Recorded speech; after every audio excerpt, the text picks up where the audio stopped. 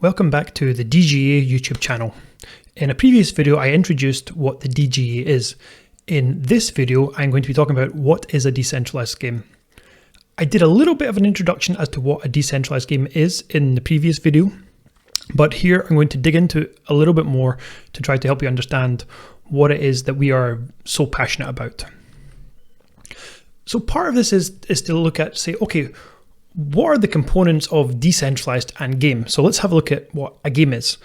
So taking this from Wikipedia, which I think is a fair representation of what a game is, it says that a game is a structured form of play, so there's some sort of rules, usually undertaken for enjoyment and sometimes as an educational tool. Generally, games should be fun. It's an important point. Games are distinct from work, which is usually carried out for remuneration, and from art. However, the distinction is not clear-cut, and many games are also considered to be work or art. And in the paradigm of play to earn, then obviously a lot of games can be a bit like work. That's not to say they're not fun, they can be, but you may also be able to earn some money while you play. Now, if you ask me, some of the play to earn games do not look like fun to me because of my personal preference or style, so I would be maybe disinclined to call them games. That may not be entirely fair as everyone sees it, but that's kind of like a personal opinion. I think fun and enjoyment is such an important part of what makes a game. That's kind of why you play a game, that it's something that should not be forgotten about while we're talking about play to earn, making money, and sort of trading tokens, which, you know, from a personal point of view, I'm not against any of that at all. I think, you know, being in the blockchain space is great because there is this opportunity to make money for yourself and to be independent and free, which for me is like a personal principle or ideal. So I think it is important, and I don't want to downplay that, but I think also gaming should be fun. And I've, you know, been playing games for over 30 years, and so it's a big part of who I am. So this is why I think that the two of these things are important, and both should be coming together in a natural way. So keep that in mind. The next thing to ask is, what is decentralization? How do you know that you have something which is decentralized versus something which isn't? And again, let's just refer to Wikipedia. It's a useful, you know, resource. They're saying that decentralization is the process by which the activities of an organization, particularly those regarding planning and decision making, are distributed or delegated away from a central authoritative location or group. Basically, in a kind of a nutshell, there isn't one sort of central place or one central person or entity that is making all of the decisions. Now, whenever you launch a game, it's unlikely to be decentralized on day one, and that is absolutely fine. You can have some sort of roadmap such that you decentralize your game over time, and I think that is entirely sensible. And it's the same with many blockchain networks. Was Bitcoin decentralized on day one? Probably not. There was probably, say, mostly, you know, one person or one small group that was running nodes. But over time now, I think we can, you know, quite easily argue that Bitcoin and Ethereum, etc., they are fully decentralized now. And the main thing we're interested in the DGA is, do you have this desire to become decentralized over time? Do you have some sort of sensible plan to get there? And again, there's like I said in the previous video, there's like a smell test there. It's kind of obvious that people are really interested in being decentralized or not. And you just generally pick it up pretty quickly. So that is an important principle. Sometimes we might be a little bit idealistic in the DGA. So it is obviously worth being pragmatic while heading towards the ideal. So that's where it should really be a principle rather than an ideal. Let's put those two together. Something which is a game and something which is decentralized. And what do you have? You would therefore have any game that features distributed planning or authority and is designed to resist single points of failure. So I've embellished a little bit of the definition in the previous 2 slides. They didn't mention single points of failure, but that's really kind of what we want to get to. Now, you could argue something like chess or football are decentralized games because they don't necessarily have a single authority. There are authorities within football, for example, but football as some sort of sport, anyone can get together and come up with their own rules and play that. Of course, we're interested in computer games and those which use blockchain technology. So that's kind of our sub-niche, shall we say, within, any sort of game ever. And I kind of just reinforcing the point that it should also be fun. What more to say on that? Now, you might be asking, why do you want to build a decentralized game? There's a lot of hassle, and there is. And right now, in this slide, I'm not going to give you every single reason as to why, nor am I going to fully justify each of these points here. These are the main points that should come to your mind that would hopefully tempt you to build a decentralized game or otherwise convert your centralized game into a decentralized one. So one point is true ownership. This is where your players own their items. The developers can't burn them or steal them or ban them or anything like that. They belong to the player and they will always belong to the player. And so this is a really important point of player ownership. One thing which I kind of haven't really mentioned here is that players should somehow own the game or own the network.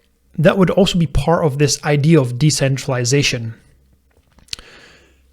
That way your planning is no longer just one group or one gaming company, but every single player would have some sort of input. It's actually an important point. I probably should have mentioned it in a previous slide. I get so used to talking about this that I sometimes forget the basics. It's something that I don't even think I've mentioned here, but I probably should have done. So that's kind of like a black mark against me for not mentioning it. So true ownership, community governance, that was kind of some of the ideas I wanted to pick out of that first point. Cheating is impossible. Now, not everyone believes that this is actually possible, but what I'm really talking about is the core rule set, that you have provably fair gameplay for the core rules. The core rules will be governed by the nodes of the network.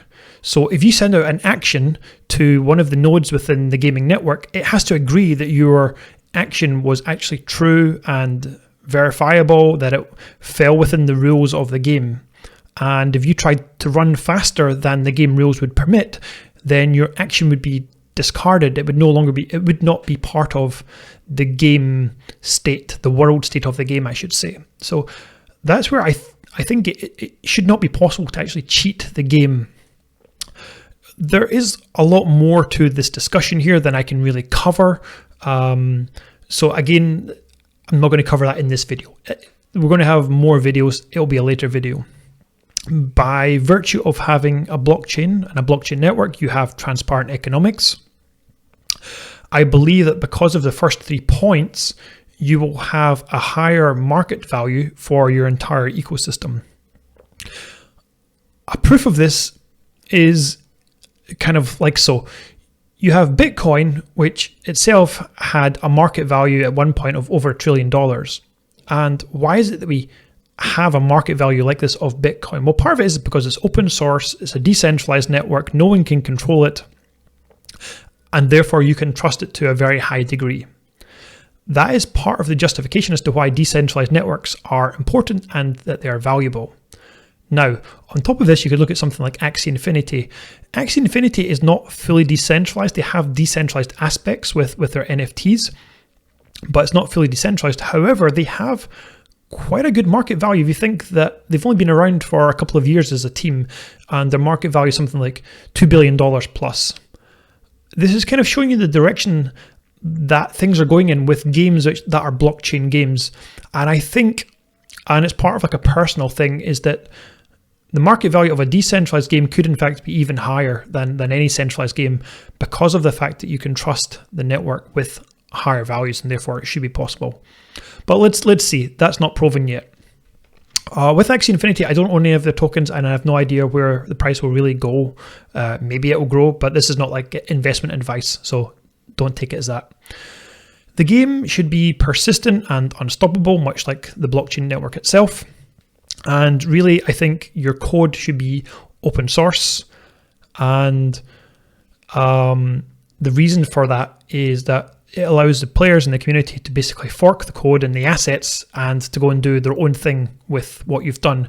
Now, before you get worried about that, I think it's worth pointing out that while the code has some value in it, the main thing is actually the execution of that. So being able to coordinate and to launch a network and to launch a game and to have the creativity to actually build the game in the first place is actually difficult and unique, and not many people can do that. So the fact that people can fork your code is not entirely a worry, because they may not be able to execute it on that as well as you can as the creators of that code. So keep that in mind. I touched on a couple of those challenges there with the whys. There are challenges, and actually, building a decentralized game is actually very difficult.